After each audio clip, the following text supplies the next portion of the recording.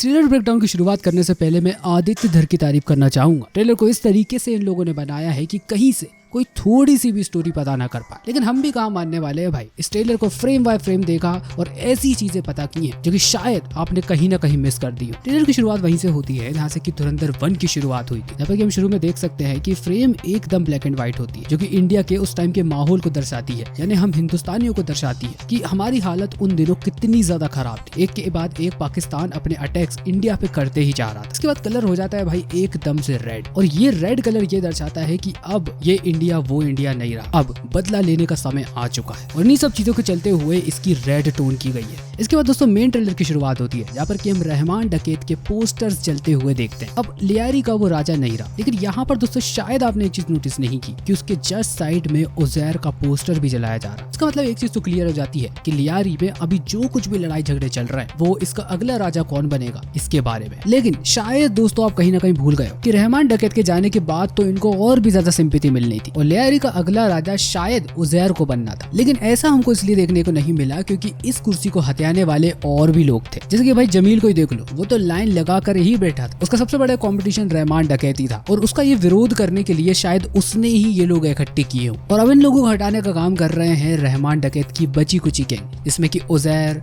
हमजा, ये सारे लोग हैं। इसलिए भाई मुझे ऐसा लगता है कि पूरे ट्रेलर पर कोहराम मचा हुआ। इसके बाद जसकीरत सिंह रंकी के हमको कई विजुअल्स बताए जाते हैं। वो एक ऐसी जगह पर घुसा हुआ है जहाँ पर कि कुछ सेलिब्रेट किया जा रहा है। थोड़ा बहुत ध्यान से देखोगे तो आपको पता चलेगा कि यहाँ पर किसी तरीके की कोई शादी हो रही है। और ठीक इसी जगह से एक चीज बहुत अच्छे से क्लियर हो जाती है कि जसकीरत सिंह रंकी का कनेक्शन छत्तीस सिंहपुरा मैसेका से हो सकता है। एक बहुत ही ब्रूटल इंसिडेंट जहाँ पर कि आतंकवादियों ने इंडियन सोल्जर्स के कपड़े पहने हुए थे और 35 सिख लोगों को लाइन से खड़ा कर उन्हें मार दिया था। और यहाँ पर एक चीज और बताने वाली है कि रंगी भी एक जाट मटवाई सरनेम है, जो कि पंजाब के कुछ डिस्ट्रिक्ट्स में थोड़ी ही पॉपुलेशन में हमको सुनने को मिलता है। इसलिए ये कोई एक कॉमन कश्मीरी सिख नेम नहीं है। और यहाँ पर दोस्तों मैं आपको बता दूं कि छत्तीसपुरा मैसेका हुआ था सन 2000 में और अजय सालिया ने जसकीरत सिंह रंगी को सन 2002 में इस धुरंधर मिशन के लिए तैयार किया था। तो बहुत हद तक यार लिंक्स तो जुड़ती है। बाकी ऐसा भी हो सकता है कि मेजर इकबाल ने खालिस्तानी मूवमेंट के नाम पर पंजाब की वो फ्रीडम मूवमेंट सीक्रेटली इनिशिएट किए हों, जिसमें कि जसकीरत सिंह रंगी के पेरेंट्स ब्रूटली मार दिए जाते हैं। तो शायद ऐसा हो सकता है कि 26/11 के अलावा भी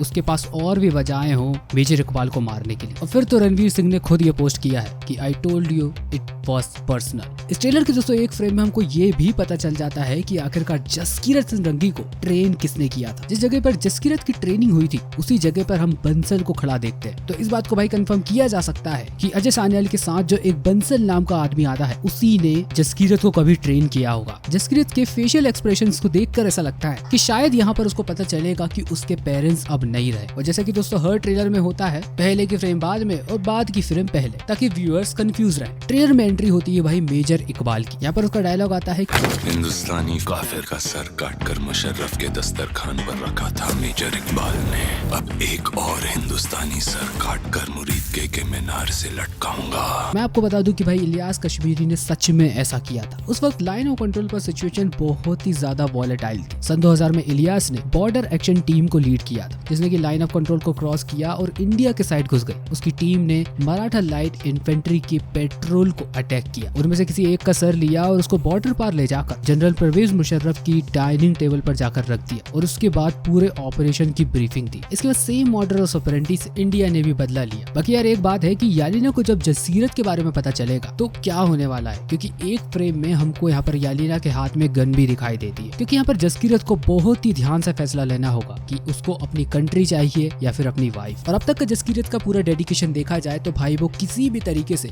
अपनी वाइफ को तो चूज नहीं करने वाला। जिस जगह पर हमजा मेजर इकबाल से कन्फ्रंट करेगा वो एक बहुत ही अलग लोकेशन होने वाली है। इन सारे विजुअल्स को आप ध्यान से देखिए, यहाँ पर पूरा का पूरा भाई घर गिरता हुआ हमको दिखेगा। इवन इसी जगह पर हमजा हमको साजिद मिल को मारता हुआ भी दिखाई देता है। ये वही बंदा है जिसने कि 26/11 की पूरी प्लानिंग की थी। बेसिकली वो एक प्रोजेक्ट मैनेजर था। शुरू में एक पाकिस्तानी जर्नलिस्ट कहता है कि यहाँ पर रॉकेट लॉन्चर से रॉकेट्स चलाए जा रहे हैं। कई मकामात पर फायरिंग और रॉकेट लॉन्चर के धमाके साफ सुनाई दिए जा रहे हैं। और भाई एक सीन में हमको हमजा रॉकेट लॉन्चर पे से कपड़ा उठाता हुआ भी दिखता है। पूरे ट्रेलर में दोस्तों हमको कहीं भी ये नहीं बताया जाता कि आखिरकार बड़े साहब कौन है, लेकिन इसके बारे में कुछ थ्योरीज मेरे दिमाग में। आइए उस पर भी थोड़ा डिस्कशन कर लेते हैं, और अगर आपके पास अपनी कुछ थ्योरीज है तो प्लीज उसे भी जाके नीचे कमेंट बॉक्स में बताना। कुछ लोग कहते हैं कि बड़े साहब दाऊद हो सकता है, और कुछ लोगों को भाई एकदम यकीन है कि मसूद अजहर ही बड़े भाई है। अब अगर अजहर की बात की जाए तो उस थ्योरी के पीछे एक बहुत ही इंटरेस्टिंग कनेक्शन है। चैप्टर 1 में हमको IC-814 की हाईजैकिंग का इवेंट दिखाया जाता है, वही हाईजैकिंग जिसमें कि टेररिस्ट ने मसूद अजहर का रिलीज डिमांड मांगा था।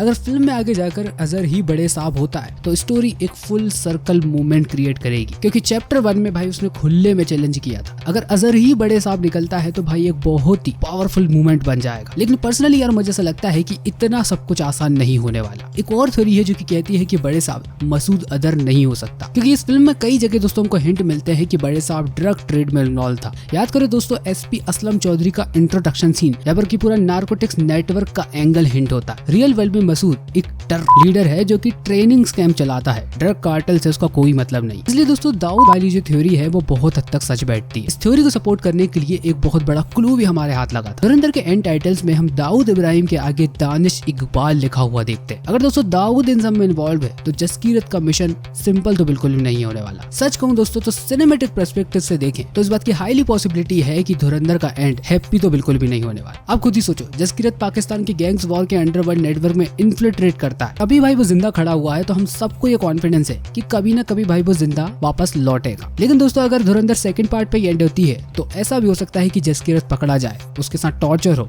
और शायद उसकी मौत हो जाए। लेकिन कुछ लीक्ड इमेजेस में हम रणवीर को पग पहने हुए देखते हैं, जिसको पहने हुए वो हमको इंडिया में ही दिखाई देता है। और इस सीन को देखकर भाई पर्सनली मुझे बिल्कुल भी फील नहीं हो रहा कि ये सीन कभी पहले का होगा, क्योंकि भाई उसके फेस पर आप थोड़ी थोड़ी इंजरीज देख सकते हैं। वो बहुत ही ज्यादा कंसिस्टेंट है और कहीं ना कहीं ऐसा लगता है कि ये करंट टाइम की है। और कहीं ना कहीं अगर अकबर जिंदा है तो मेकर्स पार्ट 3 के लिए अपना डोर ओपन रखना ही चाहेंगे। बाकी ठीक है दोस्तों, आपको क्या लगता है इसे नीचे जाके कमेंट बॉक्स में बताना। बाकी ट्रेलर जब खत्म होता है और जमील जरवारी साहब के पास आता है तो उनसे कहता है कि your buttock are really white. या बटक्स आर रियली वाइट। इसका मतलब दोस्तों शुरू में मुझे भी समझ में नहीं आया था, लेकिन भाई मैंने थोड़ा बहुत इसके बारे में सर्च किया और इस मीम को देखा। इसके बाद भाई मुझे समझ में आ गया कि ये किन बटक की बात कर रहा है।